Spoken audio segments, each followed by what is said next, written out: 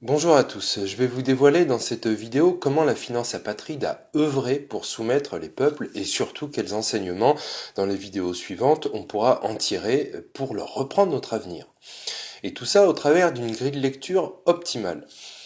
Vous voyez, toutes les grilles de lecture du réel suivent cette droite qui va du simplisme utopique à la réalité complexe, du slogan facile, réducteur et tronqueur, genre l'Europe c'est la paix, l'euro la prospérité, les États-Unis les sauveurs, les Russes les méchants, à la réalité sinueuse et multicausale. Bref, la meilleure grille de lecture du réel, comme vous aurez compris, se situe entre les deux. Si on veut comprendre comment réagir en tant que peuple pour espérer un avenir autre que celui de l'asservissement collectif, on doit comprendre, et c'est l'axe de compréhension fondamental, que celui qui détient le monopole de la création monétaire est véritablement le souverain. Si ce souverain contrôle les monnaies de plusieurs pays, on l'appelle empereur. Alors De Gaulle écrivait « L'épée est l'axe du monde et la grandeur ne se divise pas ». Eh bien oui, la grandeur ne se divise pas, mais non, ce n'est pas l'épée l'axe du monde, c'est la monnaie. Les pépettes sont l'axe du monde, aurait-il dû écrire.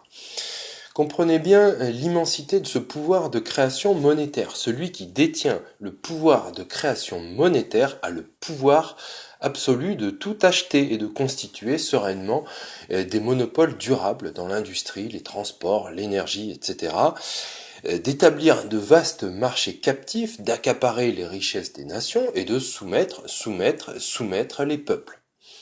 Mais pour cela, pour tout acheter, vous le devinez, il faut d'abord rendre tout achetable, casser les concurrents et endetter les États. Alors comment on casse les concurrents et comment on endette les États ?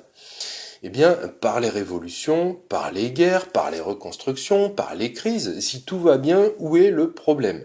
Il faut créer la demande, le besoin de financement quand on possède une offre de financement sans limite. Il faut également s'appuyer sur une classe de féodaux, traîtres à leur propre nation, ainsi que sur un système représentatif garantissant la corruption par le besoin d'argent nécessaire pour gagner les élections. Alors ces traîtres à leur propre nation sont indispensables, évidemment, pour vendre le pouvoir de création monétaire de l'État, toujours sous des prétextes nobles, bien sûr, pour casser également de l'intérieur les protections nationales, pour privatiser à tour de bras, par des politiques capitalistes ultralibérales, vous avez compris, téléguidées par des instances mondialistes. Ce capitalisme ultralibéral, c'est le capitalisme du renard dans le poulailler.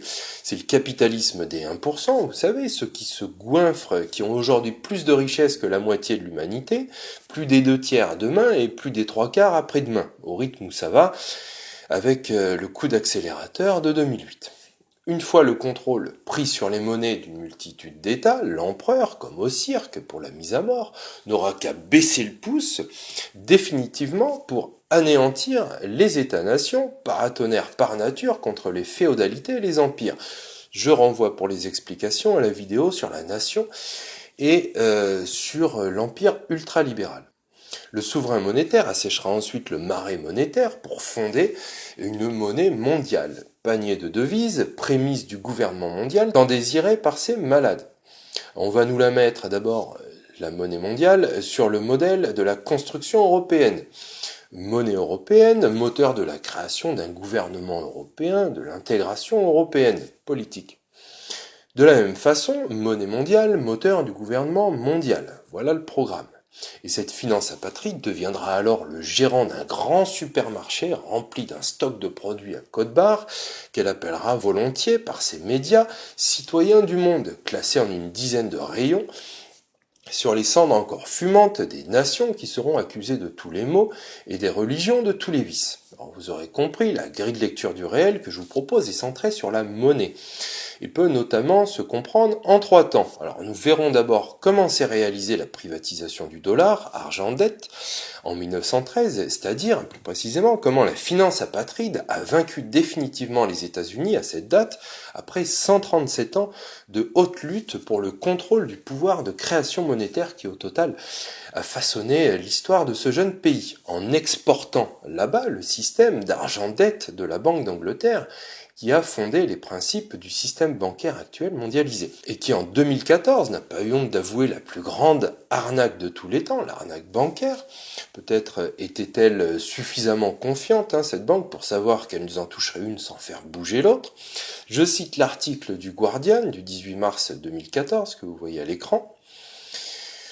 Dans un article, dit-il le Guardian, intitulé « La création monétaire dans l'économie moderne », 3 économistes du directoire d'analyse monétaire de la Banque d'Angleterre déclarent de manière catégorique que la plupart des hypothèses faites sur le monde bancaire et son fonctionnement sont fausses et que les positions généralement taxées d'hétérodoxes sont correctes.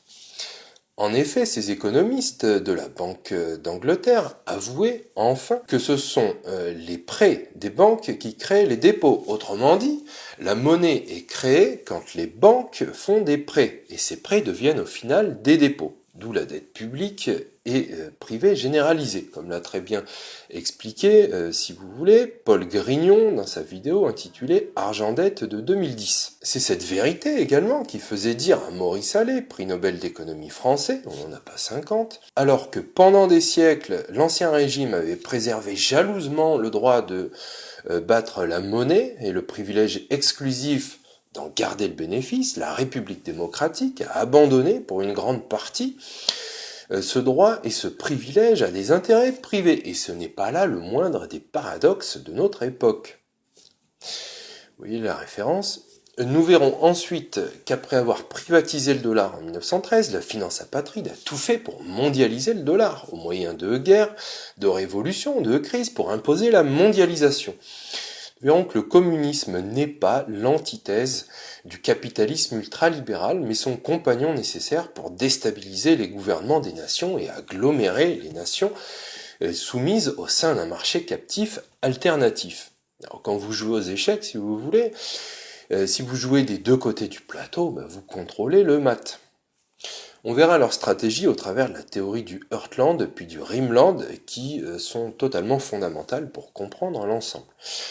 Alors, vous vous dites, tout ça, on dirait un plan des élites mondialistes pour dominer le monde, alors qu'il pourrait s'agir d'une succession de faits discordants qui s'enchevêtreraient pour produire par pur hasard le résultat qu'on connaît. Comme le dit l'histoire officielle, simpliste utopique, racontée par les vainqueurs. Alors, posons-nous la question comme un enquêteur qui veut élucider un crime. Laissons tomber, par pitié, les biais cognitifs de croyance, de narration prédéfinie, de confirmation induite ou d'esprit moutonnier. Laissons tomber toutes ces peurs obscurantistes du rejet, de l'incertitude ou de l'impuissance. Utilisons simplement l'observation et la réflexion comme le ferait un bon enquêteur. C'est là qui profite la spoliation mondiale. La finance apatride avait-elle, et c'est la question, le moyen, le mobile et l'opportunité pour accomplir son forfait ? Voilà la première bonne question. Le moyen, vous l'avez compris, c'est le pouvoir de création monétaire, énoncé entre autres par Mayer Amschel Rothschild. Donnez-moi le pouvoir de contrôler l'argent d'une nation et je me fiche de qui en fait les lois. Et vous mettez ce pouvoir dans les mains d'une aristocratie de la finance qui se marie entre elles. Le mobile, c'est la grandeur qui ne se divise pas, mobile vieux comme le monde depuis Nimrod. Imaginez-vous tel un Alexandre le Grand, un Jules César qui aurait découvert le moyen le plus grandiose encore que l'épée pour conquérir le monde. Imaginez que vous n'ayez de surcroît aucun scrupule, qu'une vie humaine comme 1 million, ça ne compte pour rien. Alors, allez-vous vous créer des opportunités nécessaires pour accomplir votre rêve et votre forfait, ou rester assis dans votre fauteuil de rentier en croisant les doigts pour que la chance ne tourne pas? Que ferez-vous? Si vous répondez que vous êtes prêt à vous salir les mains, alors vous êtes prêt à comprendre cette grille de lecture que je vous propose. On verra pour finir la démolition contrôlée du dollar afin de laisser place à une monnaie mondiale, prémisse du gouvernement mondial. Dans le prochain épisode, la privatisation du dollar. Merci de votre écoute et à bientôt.